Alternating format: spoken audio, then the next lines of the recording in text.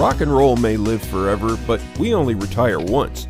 Kevin Lamour of Our Financial Plans and Quadris Investment Services offers a large range of financial solutions from some of the biggest leaders in the investment and insurance landscape of Canada. See how a solid financial plan built with friendly and professional advice can help. Find out more at ourfinancialplans.ca or give them a call at 705-949-1316. G'day, folks, and welcome to another episode of the Lonesome Cowboy Podcast, and all the way from Chicago, the one and only Mr. Jason Benefield. Jason, how you doing, sir? Good, man. How are you? Thanks for having me here today. Well, I wanted to have you on because I really do like your music a lot. And Thank you very much. yeah, it's you're doing what I'm doing, what I want to do, and it's that wonderful singer-songwriter stuff. That's just you and the guitar, nothing to hide Yeah, behind. yeah. My intention actually, interesting you say that because I just put out a record a couple of months ago called Apothecary, and my Hmm. intention was to go like the modern route and do like full band singles and put those out Sure. and do it that way. But I was talking to my wife, and I told her that. She said, you play these songs, I play like 50, 60 gigs a year, and I play them just with me and my guitar. Mm. So why don't I take that snapshot? This is what the way the songs are, the way I'm playing them right now. And if 5 years from now I've got a band together and I'm playing them as a band, so be it. I can re-record them. Nothing's stopping me. Hmm. So the pleasant side effect of that is that I know all of these songs really well, the songs that are on this record. So I was able to really, I was like, if I'm not going to do full band singles, I could probably, with 3 or 4 recording sessions, knock out a 10 song record. So I was able to do a whole record fairly efficiently. Yeah. So that worked out pretty well, and it's honest. It's who I am. It's what I do. If you come to my show, it's going to sound like that. Yeah, I couldn't agree more. Yeah, honest is the big thing, right? And Yep, and that's the same way I feel about it too. You know, yep. I'd love to do a band and stuff like that, but hey, the budget's not there. I got to pay these guys, and You're right. and if I go on the road a little bit, they have to be available for that too. Right. Yeah. I Yeah, think like a lot of my friends who play with bands will do, probably 80% of their shows solo, yeah, 90% even solo, and yeah. then they'll pick their spots and they'll have, okay, well, I've got a full band show tonight, Hmm. and then another one in two Yeah, months. a But place where like you, just on yeah. yeah, your average show is just going to be them with an acoustic guitar or maybe like duos kind of thing. Yeah, exactly. I was just actually looking at your display back there, and I can't figure out how to shut off my graphic in the back because I would feel a kindred spirit here because I'd show you all my collectibles sitting on the back shelf. Fantastic. Yeah, Oh, I make sure those are there. You can't yeah, can't quite all see my, all of them, but yeah, exactly.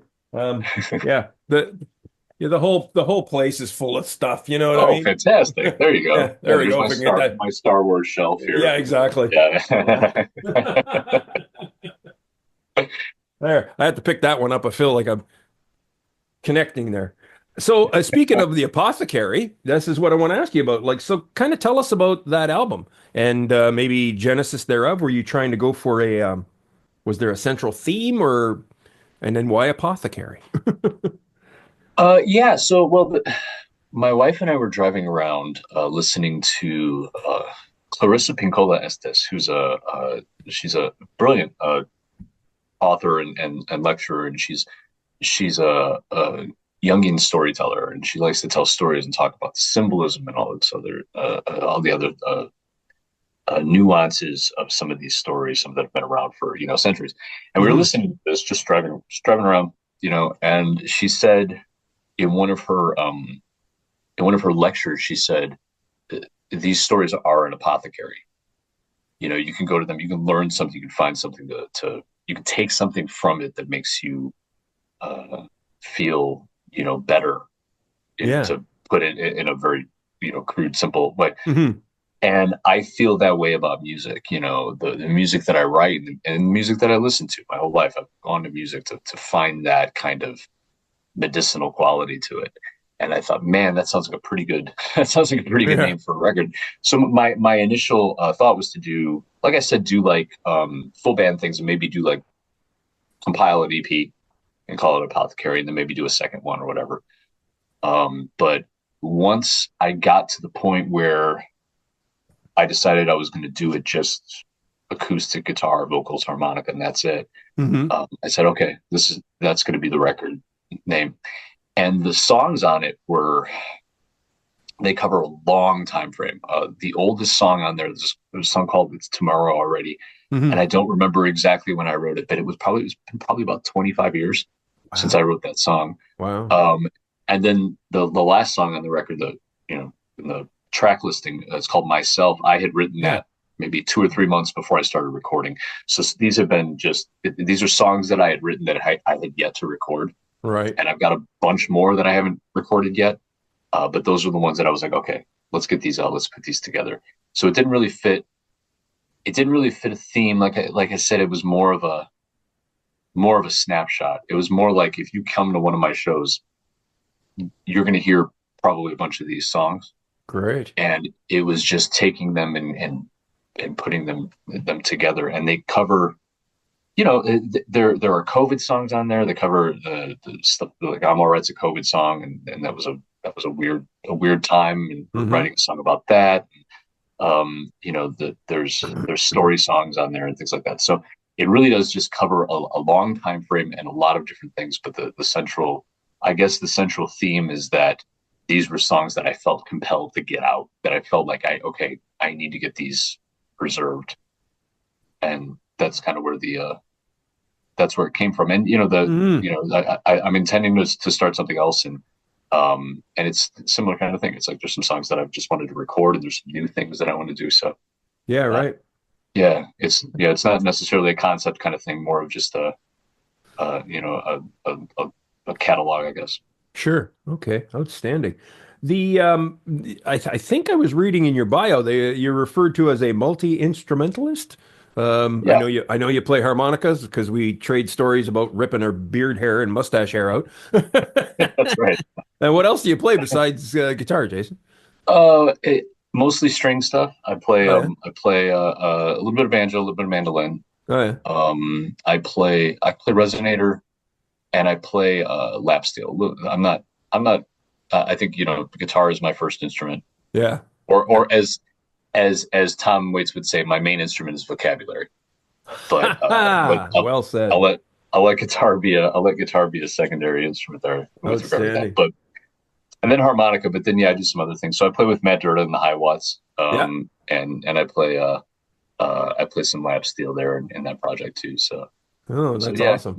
I try to be useful. Everybody and their mom plays the guitar, So it's I like, know. I tried to do the same thing, man. I mean, I pick up mandolin. I know four or five chords in that, and I never touched a banjo. I got a saxophone laying over there that I haven't touched in forever, and I was going to learn but didn't. Yeah, so I yeah. kind of I know where you're coming from. So I just kind of keep it simple, right? You know. Yeah, banjo's not that rough. If you can play the guitar, you can play the banjo. Oh, really? Cool. Yeah. It's just like an open tune guitar. So Oh, it's that's kind of fun. I kind of fake it. I'm not a banjo player. I'm a guitar player who plays the banjo. So Gotcha. that's the Well difference. said. Yeah.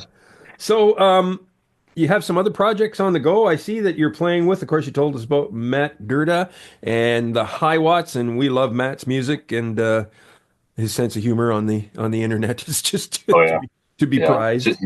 Just as funny in real life. Yeah. Yeah, that's awesome. Um, so you got another project on the go. Tell us about that. Another group, Echo and Ransom, right? Echo and Ransom, yeah. So Echo and Ransom is we've been doing that officially as Echo and Ransom since about 2017. But it's with an old friend of mine, Colleen Wild. Oh yes. We met about 20 something years ago, 21, 22 years ago, and started working together back then. And uh, life happened, like I got a kid with some medical stuff. She's got a kid with some medical stuff. So we kind of stopped playing, and then we started playing in different projects. And then in about 2016, she reached out, and I was living in a town called Westmont, Illinois at the time, and she said, "Hey, I'm playing a show in Westmont, and the guy I was supposed to play the show with can't do it. Can you fill in?" I was like, "Sure, yeah." It's like 5 minutes from my house, absolutely, super easy. And then she was like, "Well, I've got two other shows too. You want to put those on the calendar?" I was like, "All right, fine, let's do." And one thing led to another, and by like mid 2017, we're playing every weekend.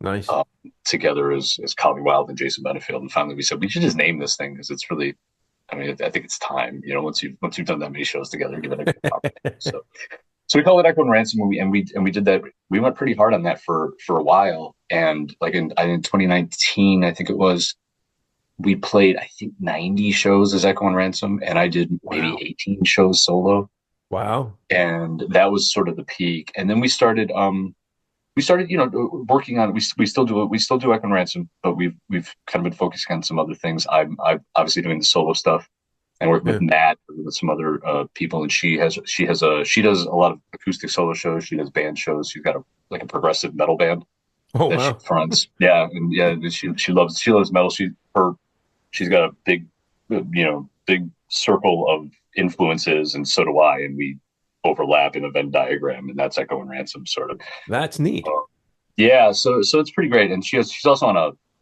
something called the Spectral Silhouette. So I want to plug that because I think it's the coolest thing going. That they it's like an old timey radio show. You can find it on any of your streaming services, and Oh, it's like an old really? timey radio show like the Phantom, and they do. She's one of the voice actors for it, and they do like two or three original songs per episode and produce. It's fantastic. It's really really really I great. love it. I'm gonna have So to look less that up. less like going ransom. Yeah, less like Yeah. going ransom right now, but definitely we're still very active. Yeah, by all means. Um, just out of curiosity, is music a full-time thing for you, Jason?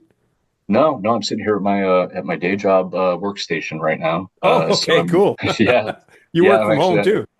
I do, yeah. Yeah, yeah. I got an accounting degree, Oh, good. um, and so I've been in corporate finance for like a couple decades now. So Oh, no kidding, that's eh? the old day job. Yeah, Well, there you yeah, go. Sorry, Canadian listeners, you can't help you, but I guess if you need bookkeeping services, maybe Jason's your guy. I don't know. If you're in the yeah, States. Yeah, exactly. yeah. No, yeah, I've been doing it for a while. I did like public accounting for a couple years out of college and absolutely hated it. Uh, Hated taxes. So I've switched over to like the internal corporate uh, stuff. so Yeah, you don't have the little CP or CA at the end of your name, do no, you? no CPA. No, no, no. I had had enough of schooling, so I didn't feel Yeah, I can imagine. compelled to do more of that. Yeah, exactly. What's the songwriting process for you like, Jason? I That's mean, a great does question. and I guess I put it this way, like, do you discipline yourself to write, or do you just let it happen? And I've heard a lot of, songwriters have different methods for it. Yeah, it's a bit of a let it happen thing, and it's interesting because I've learned. I I go through these long stretches where I cannot write anything, Okay. and I spent a lot of time feeling like it was something that was happening to me. Like I was just not getting inspired. It was like a Mm, passive thing. Well, I'm just waiting for the song to hit me. Waiting for the hmm muse or whatever. hmm And that was I felt that way for a long time. And every time I would like try to write a song, it would come off feeling forced because ultimately I was forcing it, and I just wasn't ringing. So like I was like, well, find the right spot. But then I realized that at some point, was more recently that um, I need I will be able to write a song if I put myself in a position to write a song. If I find the conditions to write a song, Gotcha. find the right headspace, give myself the room. If I'm super anxious, I've got a lot going on, I'm really busy. Anything I write is going to be garbage. You know, Good point. And I so never thought of that. yeah, I never thought of yeah. that. I can write about the thing that's causing me anxiety, but I can't write while I'm like buried in it. I have to be sort of, you know what I mean? Like I have to kind Gotcha. of be Yeah, out yeah. of it and have that space. And Sure. so I find that, when I'm in that space, the inspiration's there, and I can find the inspiration in any number of things at that point. It's not me waiting to be inspired. It's being in the place where I can spot it. Gotcha. Yeah. Okay, that's cool. Um, and I've asked this own question to myself sometimes. What's your ultimate goal for your music, Jason? What's the end game? That's another great question. At this point, I'm happy that people let me do it. You know, when I was, I mean, and it sounds kind of, I don't know, maybe that sounds flippant, and I don't intend it to, but I always kind of wanted to, when I was younger, I wanted to make it, Yeah, that's and that's always I'm gonna make it, man. yeah, I'm gonna make it. I'm gonna be big, and like I remember starting out, and I felt like, I considered myself a country singer songwriter, and I was like, I'm gonna make it as a country.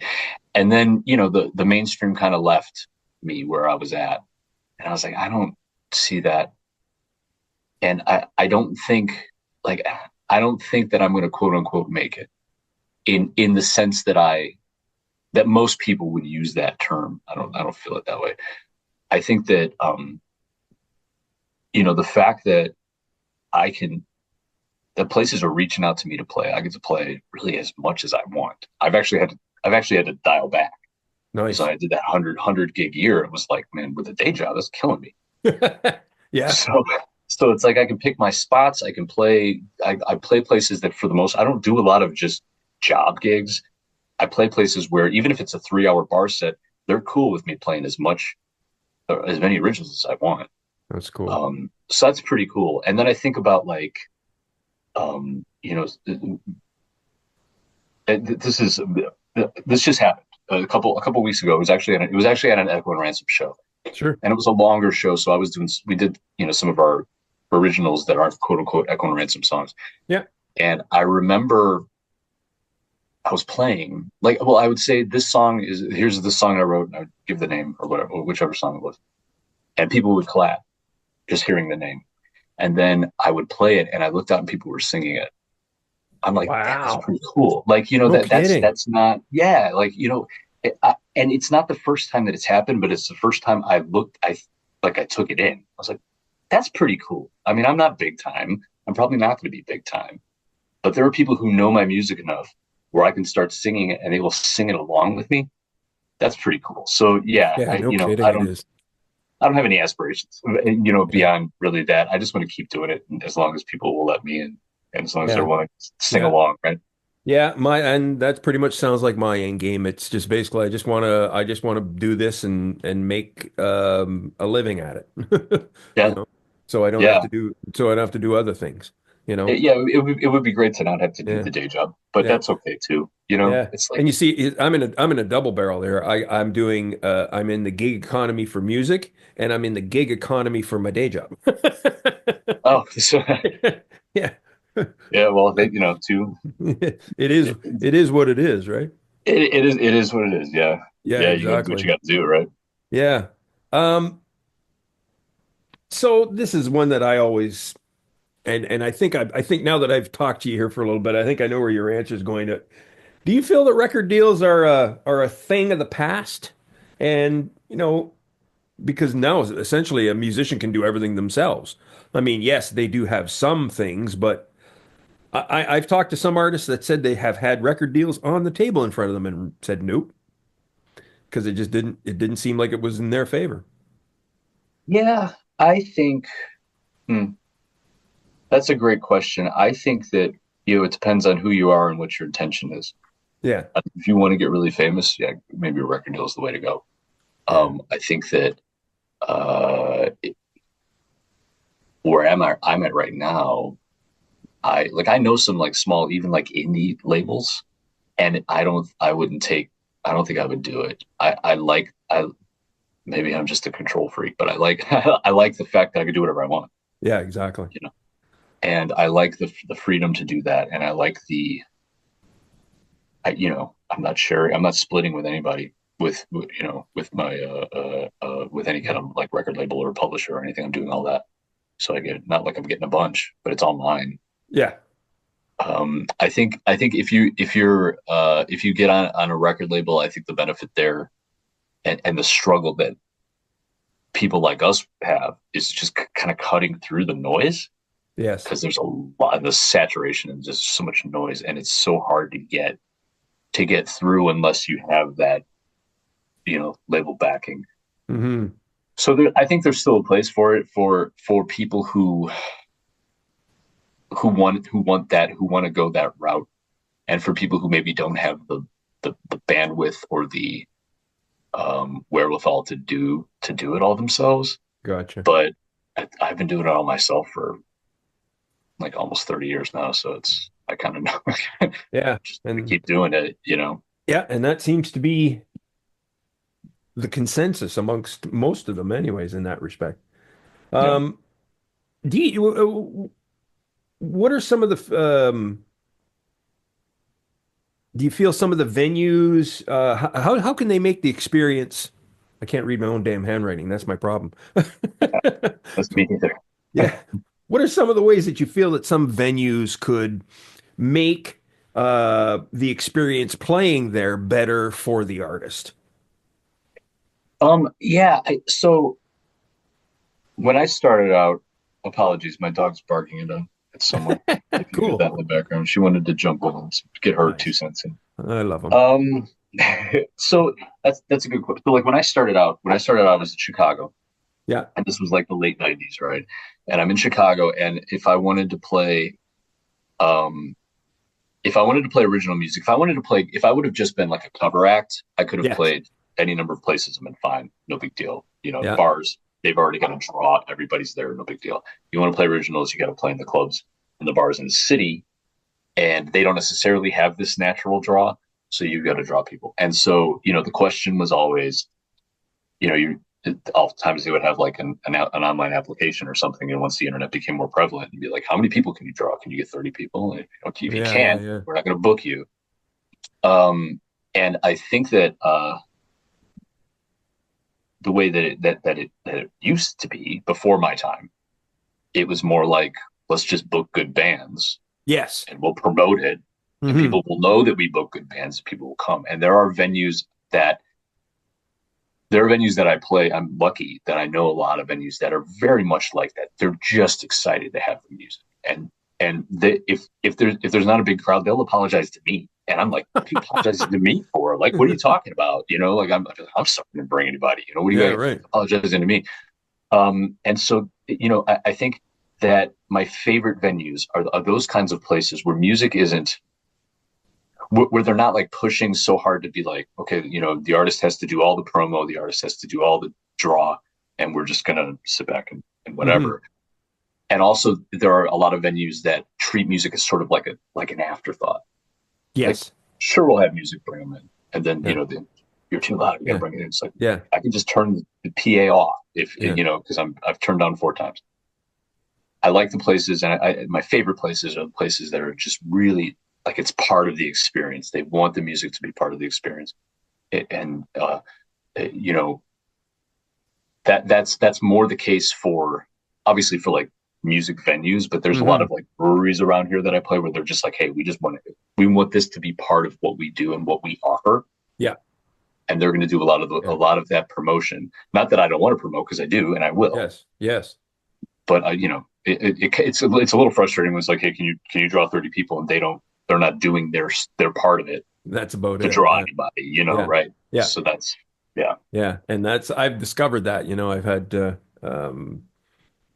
you get a booking and let's say restaurant slash bar gig, and you're the guy pounding out the social media stuff and doing whatever else you can.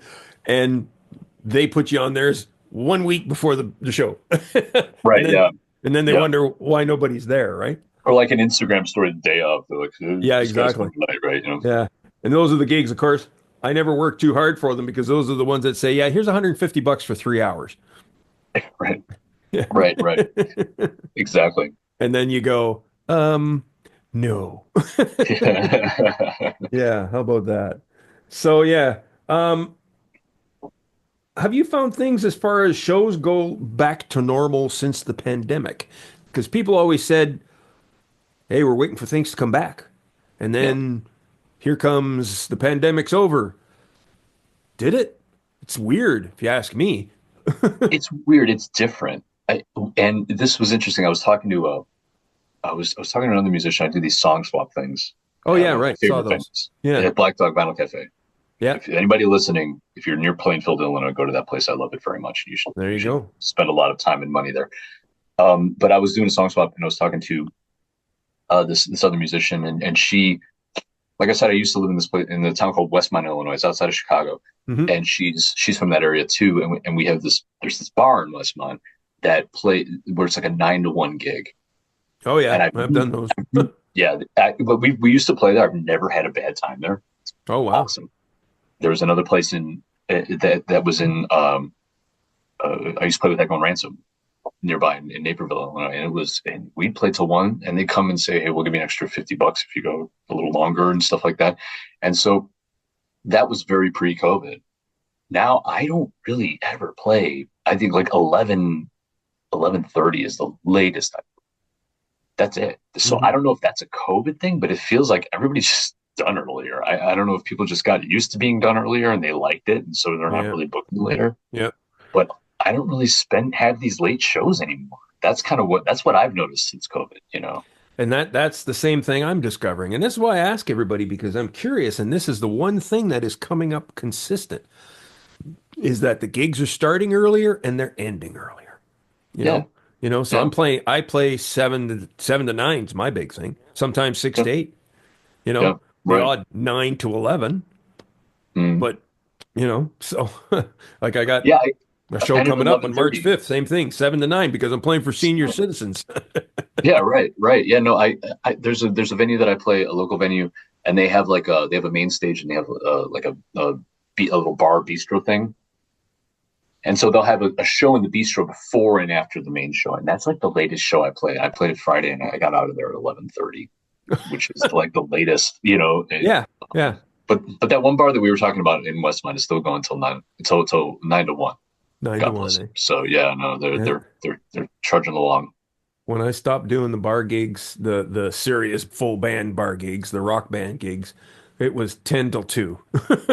Oh yeah, yeah, Yeah, because they're open till 2 in the morning here. So, yeah, yeah. yeah, it was great Yeah, fun. we had some of those, and there's some of those where like you're one of four bands, and you're the one going on at 1:30, and nobody. Yeah, right. You grew up in one of the greatest music cities in the world, Chicago. Sure did, yeah. Yeah, man, tell me about that scene. What's that scene like? I mean, from the outside looking in, and then also maybe being in the music scene. What was that like?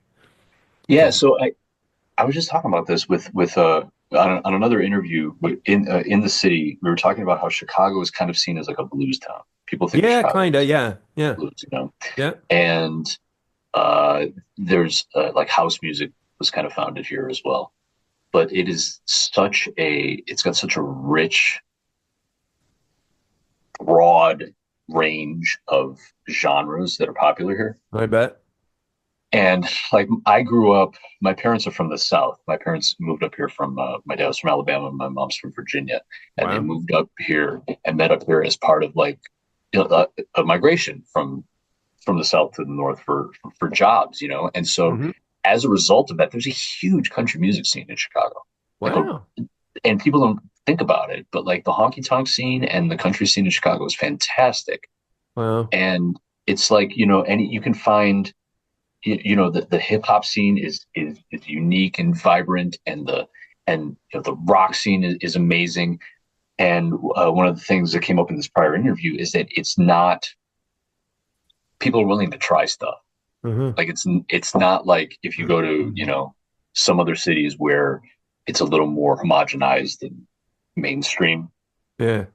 There's weird stuff happening here, and it's cool, and people are able to do that. They're able to try stuff to really be artists here in the city, regardless of the genre that they're into. Outstanding.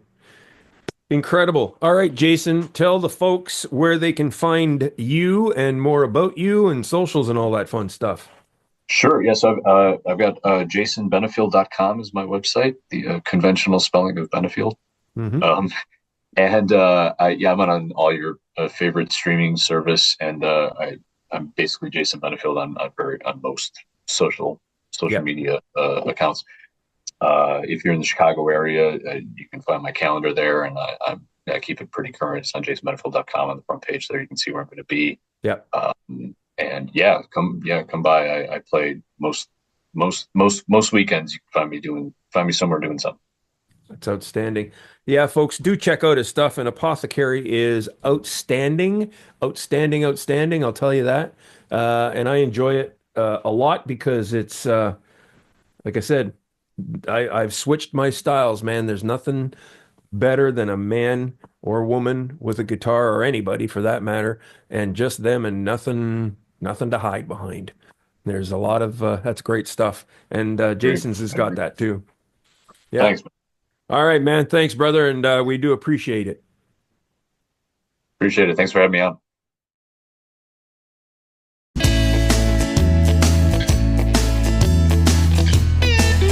Rock and roll may live forever, but we only retire once. Kevin Lamour of Our Financial Plans and Quadris Investment Services offers a large range of financial solutions from some of the biggest leaders in the investment and insurance landscape of Canada. See how a solid financial plan built with friendly and professional advice can help.